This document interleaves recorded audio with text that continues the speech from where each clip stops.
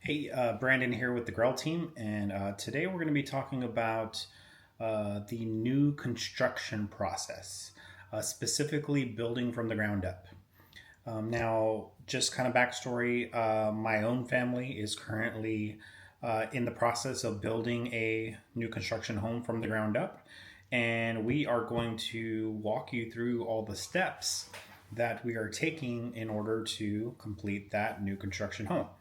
So, as things happen, we'll be recording kind of the process so that way you can see exactly what happens, what to expect, kind of all the little ins and outs. And yeah, hopefully we can help some people out there on deciding on whether this is the way to go or what to expect whenever they are working with us to do a new construction home.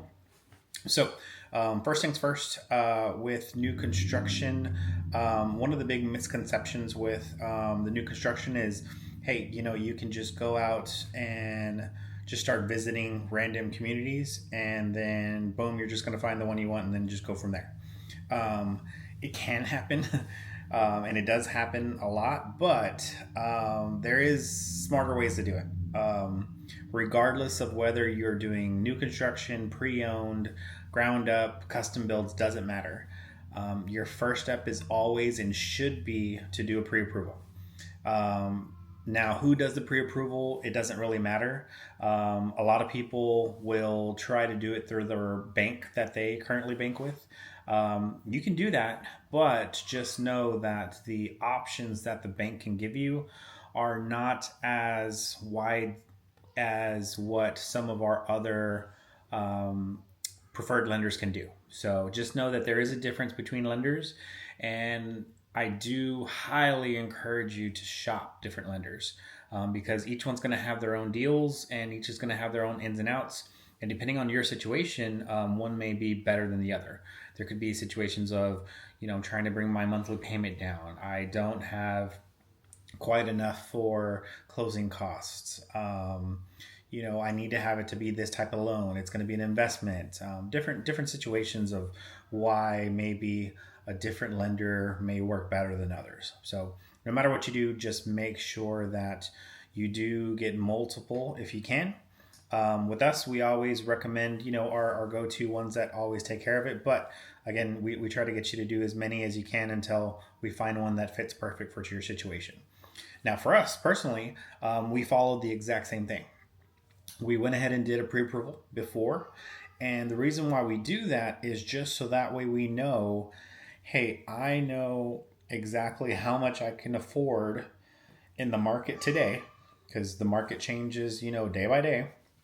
So for the market today, which as of today, which is April 25th, we're at about a 7% rate for conventional. So that can affect how much money that I can afford towards the purchase of my home. So, yeah, in different situations where like maybe it drops down to 6%, 5%, hopefully if we get back to that norm, then that can greatly increase the amount of house that you can purchase for the same monthly payment. But it's always going to be dependent on the market at that point, where the numbers are at, and also your information as well, like how much your income is, your debt to income ratio, your credit score, what you kind of got going in the background. Do you have a business?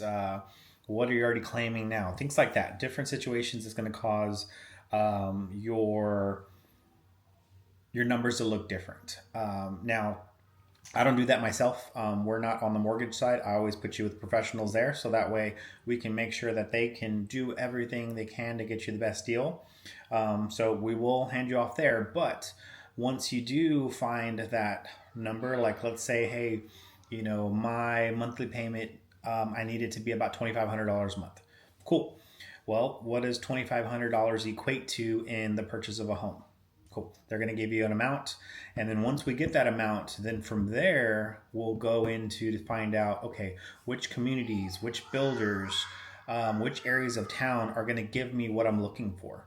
And there's a lot of pieces in there that you got to pay attention to. Of course, price, because that's what we're talking about right now, is price based on your pre-approval. Next is also going to be location, and then also specifics like, hey, are you looking for something with a giant yard? Do you need it to have 5 bedrooms? Do you need it to have an office or 2 offices? Depending on if you and your spouse are working from home. Do you need to be really close to a bus stop? Do you need to be close to a school? Do you need it to be in a certain district? All those things fall into where is going to be the best place to put you. And again, it all depends on your pre-approval. You got to know where you're going to start from, and then we can help guide you in the right direction, because we've got relationships with basically every builder in town.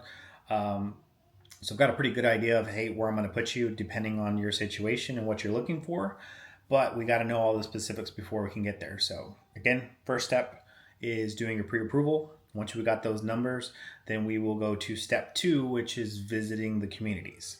So in our next video, we'll talk about what happens whenever you go visit a community that's going to work for you, and you're ready to go from there. Like, hey, I know I like this community. I like this builder. I'm ready to go. Okay, now what?